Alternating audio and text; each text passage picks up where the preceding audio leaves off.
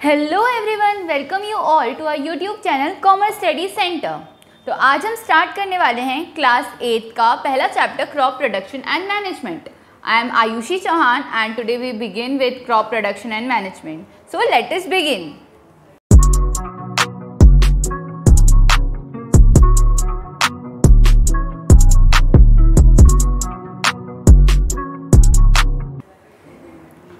Crop production and management.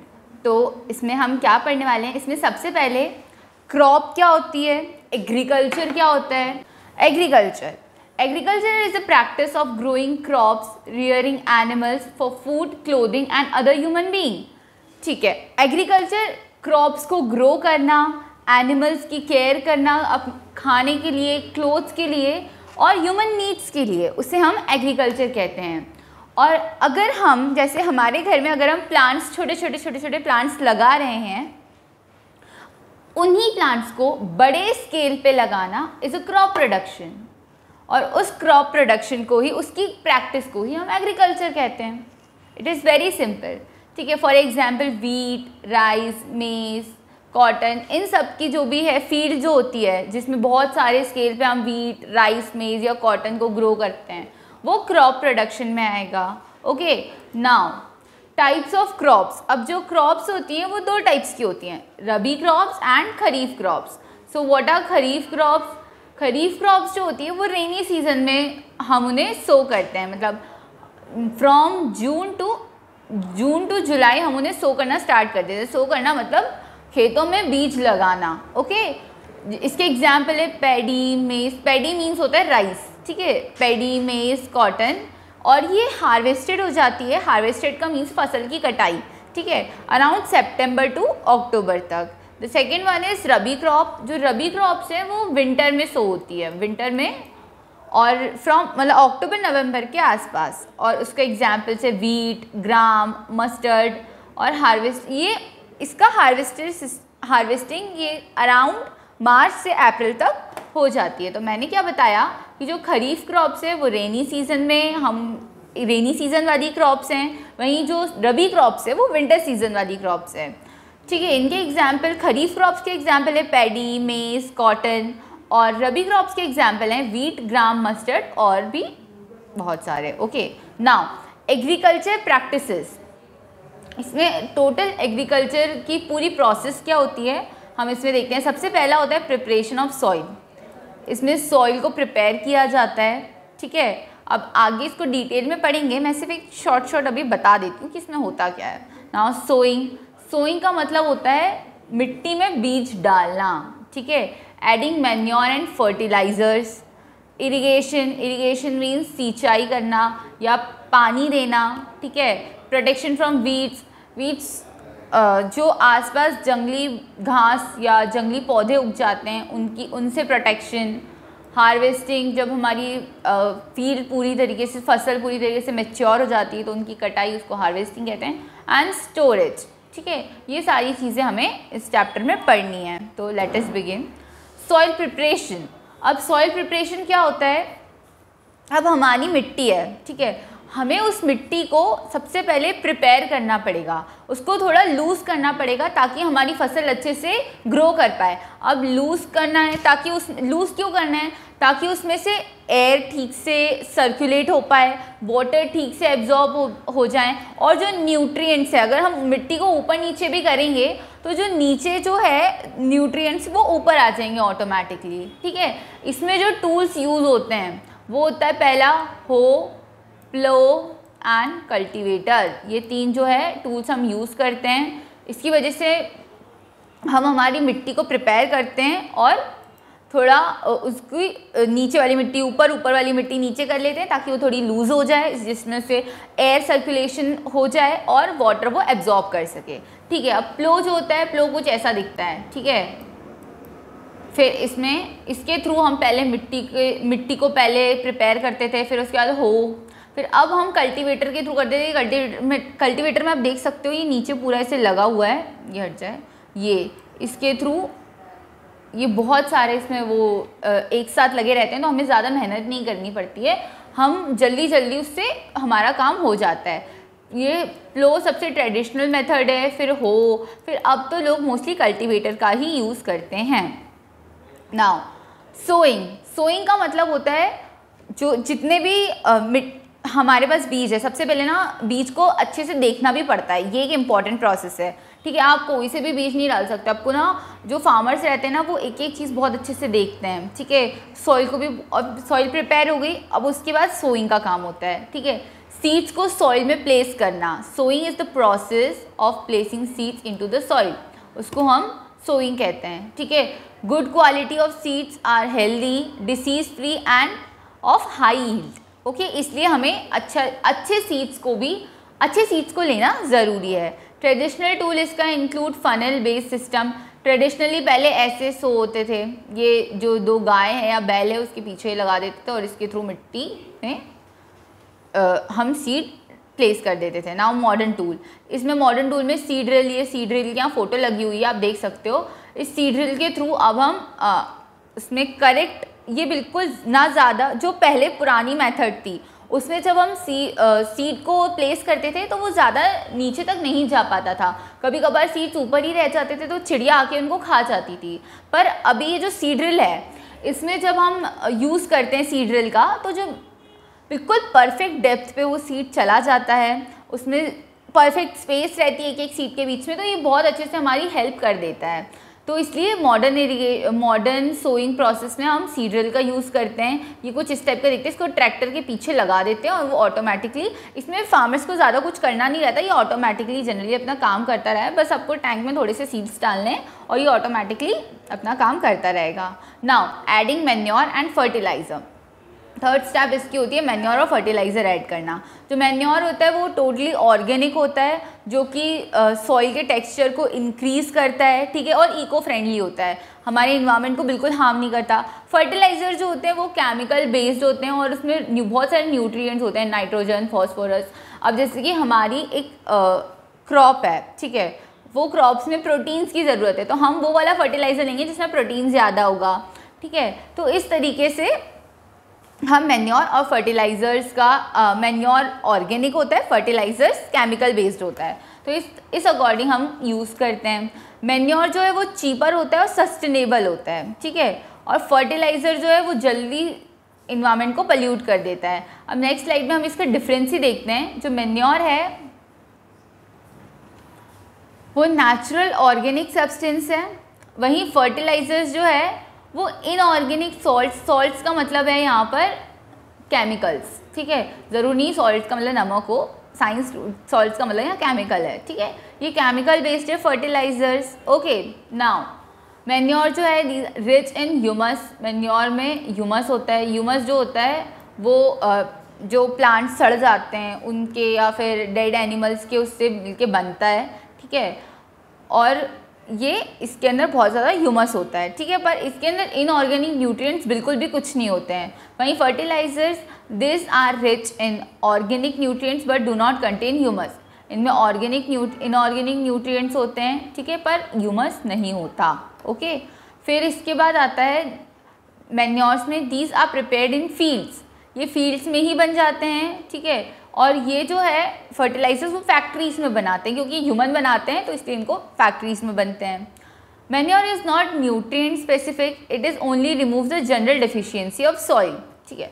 अब manure जो है वो न्यूट्रिएंट स्पेसिफिक नहीं है, मतलब मैन्योर को हम जैसे कि हमें हमारी फील्ड में प्रोटीन की ज़रूरत है, तो मैन्योर सिर्फ अकेला प्रोटीन नहीं देगा, वो सिर्फ नॉर्मल डेफिशिएंसी जो होती है सॉइल की उसको ठीक करता है, उसको इम्प्रूव करता है। बट फर्टिलाइज़र अब हम हमारे अकॉर्डिंग चूज़ कर सकते हैं हमें किस पर्टिकुलर टाइप का फर्टिलाइज़र चाहिए ताकि हमारी सॉइल क्रॉप ठीक से ग्रो कर पाए, ओके, यही लिखा है। Fertiliser are nutrient specific and provide specific nutrients to the soil. Manure are not readily soluble in water, thus it is absorb by plant slowly. जो मैन्योर है वो वाटर में सॉल्यूबल नहीं होता, इसलिए वो प्लांट्स में धीरे धीरे एब्जॉर्ब्ड हो जाता है। वहीं फर्टिलाइज़र जो है, फर्टिलाइज़र वाटर में सॉल्यूबल हो जाता है, ठीक है, और इसलिए वो जल्दी प्लांट्स में एब्जॉर्ब हो जाता है। मैन्योर को ज़्यादा टाइम लगता है और फर्टिलाइज़र रैपिडली हो जाता है, okay. Now fourth process is irrigation. अब इरिगेशन क्या होता है? इरिगेशन जो है हमारे प्लांट्स में, हमारी क्रॉप्स में पानी सप्लाई करने की मेथड को कहते हैं हम इरिगेशन। ओके, इरिगेशन, अब इसमें पहले पुराने ज़माने में हम वेल से, ट्यूब से, पॉन्ड से और कैनल के थ्रू हम इरिगेशन करते थे। नाउ इसकी ट्रेडिशनल मेथड क्या होती है? मोट, ये चेन पंप, ढेकली, राहत ये सब देख सकते हैं। जैसे कि ये चेन पंप का ये बना हुआ है। यहाँ पे क्या होता है, सबसे पहले तो प्लांट्स जो है ना ये यूज़ करता था, ऐसे वेल से इनने बाल्टी से पानी लिया और इसके थ्रू फिर सब में, जैसे यहाँ पे एक वो बना दिया, यहाँ पे ये दिख रहा होगा आपको, है ना, एक वो, फिर इसमें पानी डाला और इसको सबसे कनेक्ट कर दिया, तो इसके थ्रू पानी चला जाता, मोट। ठीक है, फिर चेन पंप, ये चेन पंप है ना, इसके यहाँ पे ये चेन से ही लगा देते, इससे पानी भरता और इसमें फिर लग जाता है, तो इसके थ्रू। और फिर इसके बाद है ये एक प्रोसेस है, एक ढेकली, इसमें क्या करते थे कि इससे यहाँ पे इनने पत्थर लगा दिया है, ये पत्थर दिख नहीं रहा है इसमें ठीक से, पर यहाँ पे कैसे ऐसे पत्थर लगा दिया है, इसके थ्रू बाल्टी ऑटोमेटिकली ऊपर आती है और यहाँ पे जो इनने करके रखा है पूरा एक एक पार्टीशन, इस पर पानी डालते थे तो ये पूरे क्रॉप्स में पानी चला जाता था। फिर एक राहत, ये थोड़ा सा ईजी हो जाता था कि इसमें पानी, यहाँ पे जो बैल है ये चलता रहता था, बैल गाय जो भी है, ठीक है, उसके थ्रू इसमें पानी ऑटोमेटिकली भरता जाता था। तो ये ट्रेडिशनल मेथड थी। फिर अब आती है मॉडर्न मेथड। मॉडर्न मेथड में होता है स्प्रिंकलर सिस्टम। स्प्रिंकलर सिस्टम में ये, जैसा कि अब ये जो पानी है, ठीक है, अब स्प्रिंकलर सिस्टम में यहाँ पे इससे वेल से पानी लिया और पर्टिकुलर क्रॉप में जाके देखा होगा कि शावर चलते रहते हैं, बहुत सारे गार्डन्स में भी लगा रहता है ये, तो पानी इसमें से शावर जैसे निकलता है, ऐसे ऐसे ऐसे इस तरीके से पानी निकलता है इसमें से भाई। और फिर थोड़ा सा पानी को सेव करने के लिए हम ड्रिप सिस्टम लेके आए हैं। ड्रिप सिस्टम में क्या होता है, ये जो पानी है ये पर्टिकुलर क्रॉप में ड्रॉप बाय ड्रॉप यहाँ पे पानी चलता रहता है, जब ज़रूरत पड़ती है हम इसे ऑन करेंगे और ड्रिप बाय ड्रिप पानी इसमें जाता रहेगा। स्प्रिंकलर में पानी वेस्ट भी होता था बहुत, पर ड्रिप इरिगेशन में पानी वेस्ट नहीं होता है। फिर आता है प्रोटेक्शन फ्रॉम वीड्स। वीड्स क्या होता है, पहले तो वीड्स क्या होता है? Weeds are unwanted plants that compete with crops for resources, है ना। वीड्स वो अनवांटेड प्लांट्स होते हैं जो कि जैसे हमारी फील्ड है, फील्ड के आसपास ना हमारे ना चाहते हुए भी जंगली घास या जंगली पौधे जो उग आते हैं, जो ग्रो कर जाते हैं, उनको हम वीड्स कहते हैं। ठीक है, फॉर एग्जाम्पल वाइल्ड ओट्स और अमरंथस। ठीक है, ये यहाँ पे मैंने अंडरलाइन कर दिया है इसको। तो ये जो है हमारे क्रॉप के आसपास हमारे ना चाहते हुए अनवांटेडली ग्रो कर जाते हैं और हमें उसको फिर रिमूव करना पड़ता है। क्यों रिमूव करना पड़ता है? हम क्यों नहीं उसको ऐसे ही ग्रो होने देते हैं? ठीक है, इसलिए क्योंकि जो हमारी सॉइल है, ठीक है, जो सॉइल में न्यूट्रिएंट्स है, हमारी क्रॉप जो न्यूट्रिएंट्स ले रही है वही जो वीड्स साइड में लगे हुए हैं वो भी वही न्यूट्रिएंट्स लेंगे, वही सनलाइट एब्जॉर्ब करेंगे, तो हमारी प्लांट्स के लिए एक तरीके से कंपटीशन बन जाता है वो वीड्स। ठीक है, इसलिए हमें उसको हटाने की बहुत ज़रूरत है। ठीक है, यहाँ पे लिखा है weeds can be removed manually using a खुरपी। खुरपी एक टूल होता है, ठीक है, उसके थ्रू, मतलब पुराने ज़माने में लोग खुरपी का ही यूज़ करते थे, जिसके थ्रू हम वीड्स को निकाल लेते हैं। ऐसी होती है थोड़े चांद के शेप टाइप की, और एक साइड उसकी बहुत ज़्यादा धार होती है, उसके थ्रू वो लोग वीड्स को निकाल लेते हैं। ठीक है, फिर उसके बाद वीडीसाइड्स भी यूज़ करते हैं। वीडीसाइड्स को हमें बहुत प्रोटेक्शन से यूज़ करना पड़ता है क्योंकि उसके अंदर बहुत ज़्यादा पॉइजन होता है, क्योंकि हमें उस वीड्स को हटाना रहता है, इसलिए फार्मर्स जब यूज़ करते हैं तो बहुत ज़्यादा प्रिकॉशंस के साथ वीडीसाइड्स को यूज़ करते हैं, है ना। अब फिर आता है हार्वेस्टिंग। अब हार्वेस्टिंग क्या होता है? इसकी लास्ट प्रोसेस है हार्वेस्टिंग। जब हमारी फसल टोटली मैच्योर हो जाती है, ठीक है, और तो उस टाइम पे हमें उसको काटना रहता है। ठीक है, उसको यहाँ पे जैसे कि डेफिनेशन लिखी है, harvesting is done when crops matured usually after 3 to 4 months। 3 से 4 महीने बाद जब हमारी फसल अच्छे से पक जाती है, मैच्योर हो जाती है, तो उसके बाद हम हार्वेस्टिंग की प्रोसेस करते हैं। सीधे सीधे हिंदी में बोलो, फसल की कटाई। इसमें नॉर्मली सिकल्स का यूज़ होता है। सिकल और खुरपी काइंड ऑफ सेम है, ठीक है, ज़्यादा डिफरेंस नहीं है, है ना। और अब तो हार्वेस्टर भी यूज़ हो गया है, हार्वेस्टर के थ्रू हम इसमें फसल को कटाई कर सकते हैं, है ना। थ्रेसिंग में मतलब होता है, थ्रेसिंग एक प्रोसेस होती है। अब जैसे कि हमने फसल काट ली, ठीक है, अब उसमें ऊपर हमारे पास जैसे वीट है, ऊपर वीट से नीचे तो पौधा है, हमें उसकी ज़रूरत ही नहीं है, तो हम उसको उसी को अलग मतलब ग्रेन्स को और स्टॉक को अलग करने की प्रोसेस को थ्रेसिंग कहते हैं, ठीक है। और हार्वेस्टर जो है, अब इन दोनों के लिए, हार्वेस्टिंग और थ्रेसिंग के लिए एक सिमिलर, एक कंबाइन नाम की ये मशीन है।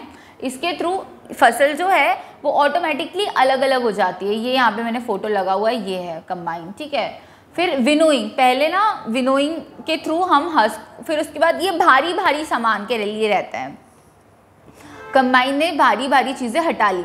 फिर इसके बाद ना अब जो हल्के जैसे इसको बोलेंगे हस्क जो रहती है ना, ग्रेन्स के ऊपर, मतलब हिंदी में फूसी, है ना, वो जो हस्क लगी हुई रहती है गेहूं के ऊपर, उसको हटाने के लिए हम विनोइंग की प्रोसेस यूज़ करते हैं। इसमें क्या है, जैसे ये लेडी खड़ी हुई है यहाँ पे, ये ना ऐसे इसके हाथ में ये थाली है, या इसको हिंदी में सूप बोलते हैं, सूप, ठीक है। इसके थ्रू ये जो फटकारती हैं, तो लाइट ग्रेन हस्क है वो हल्की रहती है, तो वो उड़ जाती है और ग्रेन जो है वो उसमें रह जाती है, ठीक है। तो ये एक विनोइंग की भी प्रोसेस होती है। तो इसके थ्रू हम हमारी फसल्स को टोटली मतलब हार्वेस्ट कर लेते हैं और ग्रेन्स को अलग कर लेते हैं और उसमें से स्टॉक और हस्क को अलग कर देते हैं by the process of threshing and winnowing. फिर नेक्स्ट आता है स्टोरेज। जो ग्रेन्स हैं, अब उसको बिल्कुल, ताकि पूरी तरीके से अब वो बहुत सारे हमारे पास क्रॉप प्रोडक्शन है, अब उसको स्टोर करने के लिए हमें स्टोर भी तो करना पड़ेगा ना, तो हम उसको स्टोर करने के लिए जो जगह यूज़ करते हैं उसको स्टोरेज बोलेंगे, ठीक है। और जैसे कि grains must be dried properly before storage to prevent spoilage. अब हमारी जो क्रॉप्स हैं, ठीक है, अब उसको अच्छे से सूखना भी ज़रूरी है, क्योंकि अगर हमारी फसल गीली हुई, वेट हुई, तो वो ख़राब हो सकती है, ठीक है, स्पॉइल हो सकती है वो, ठीक है। इसलिए जो फार्मर्स हैं वो जूट बैग्स का यूज़ करते हैं, मतलब जूट के बड़ी बैग्स जो रहती है उनका यूज़ करते हैं, ताकि उसमें सारी फसल्स वो लोग रख सकें और फिर उन सारी फसल को वो लोग ग्रेनरीज, सिलोस या वेयर हाउस में रख देते हैं। ये ग्रेनरीज का एग्जाम्पल है, ये ग्रेनरी है एक, ये जो इस तरीके से ग्रेनरी में रखा रहता है, सिलोज में ये सिलोज, वेयर हाउसेस जगह जगह आप लोग जाते हुए हमने देखे होंगे कहीं ना कहीं वेयर हाउसेस में हम सिलोज में, वेयर हाउसेस में, ग्रेनरीज में हम हमारे फूड को, हमारे क्रॉप्स को जो है स्टोर करके रखते हैं, ठीक है। पेस्टिसाइड्स और इंसेक्टिसाइड्स का भी हम यूज़ करते हैं, ताकि जो हमारी फसल है या जो हमारी क्रॉप है वो ख़राब ना हो। प्रॉपर स्टोरेज जो है हमारे फूड की सेफ्टी है और अवेलेबिलिटी का काम करती है, इसलिए प्रॉपर स्टोरेज बहुत ज़्यादा ज़रूरी है। फिर एक नया टर्म आया है, एनिमल हस्बेंड्री। एनिमल हस्बेंड्री क्या होता है? Animal husbandry is the scientific management of farm animals like cows, buffaloes, poultries, goat and sheep. अब एनिमल हस्बेंड्री मतलब ये जानवर हैं जो हमें मिल्क, एग, वीट, वूल, ये सारी ह्यूमन नीड्स के थ्रू प्रोवाइड कर रहे हैं। ये जो ह्यूमन नीड्स की चीज़ें ये सब प्रोवाइड कर रहे हैं, इनकी केयरिंग करना, इसको एनिमल हस्बेंड्री बोलेंगे, है ना। ये फूड प्रोडक्शन में, एग्रीकल्चर बाय प्रोडक्ट्स में ये इंक्रीमेंट मिलता है इनसे हमें, ओके। तो ये जो सारी प्रोसेस होती है जिसमें हम एनिमल का ध्यान रखते हैं, उनसे हमें, जैसे कि फ़िश हो गया, ठीक है, फ़िश की भी अलग प्रोडक्शन होती है, मुर्गी पालन हो गया, गाय लोग पालते हैं, तो ऐसे अलग एनिमल हस्बेंड्री इनको कहते हैं। छोटे मोटे नहीं, बड़े स्केल पे, जिसकी वजह से हमारी, जैसे दूध डेयरी, अब डेयरी चल रही है हमारी, हमने बहुत सारी गायों को एक साथ रखा हुआ है, हम उनकी रेयरिंग, केयरिंग कर रहे हैं, तो ये चीज़ एनिमल हस्बेंड्री में आती है ना। तो अब जल्दी से रिवीजन कर लेते हैं, हमने पढ़ा क्या क्या है। Agriculture, practice of farming and animal rearing, उसको एग्रीकल्चर कहते हैं। क्रॉप्स, ठीक है, लार्ज क्वांटिटी में किसी भी प्लांट को ग्रो करना, क्रॉप प्रोडक्शन होगा। फर्टिलाइज़र, एक केमिकल बेस्ड सब्सटेंस है जिसमें न्यूट्रिएंट्स होते हैं। मैन्योर, ऑर्गेनिक बेस्ड सब्सटेंस है जो हमारे सॉइल को इम्प्रूव करता है। इरिगेशन, क्रॉप्स को वाटर प्रोवाइड करना इज़ इरिगेशन। हार्वेस्टिंग, जब हमारी फसल पूरी तरीके से पक जाती है, मैच्योर हो जाती है, तो उसको कलेक्ट करना, उसको काटना, तो collecting mature crops. Weeds, unwanted plants among crops, ठीक है, जो अनवांटेड प्लांट्स हमारी क्रॉप्स के बीच में आसपास जो उग जाते हैं उनको हटाना, वो जो होते हैं वो वीड्स होते हैं, है ना। थ्रेसिंग, ग्रेन और प्लांट को अलग अलग करना थ्रेसिंग होता है। Animal husbandry, raising animals for food and products. Okay, ये जल्दी से क्विक रिवीजन कर लिया। तो ये था हमारा chapter 1 crop production and management. I hope आपको ये चैप्टर बहुत अच्छे से समझ में आया होगा। मिलते हैं अपन नेक्स्ट वीडियो में चैप्टर 2 के साथ। तब तक के लिए थैंक यू। चैनल को लाइक करें, शेयर करें, सब्सक्राइब करें और अगर कुछ डाउट हो तो कमेंट करें। Thank you.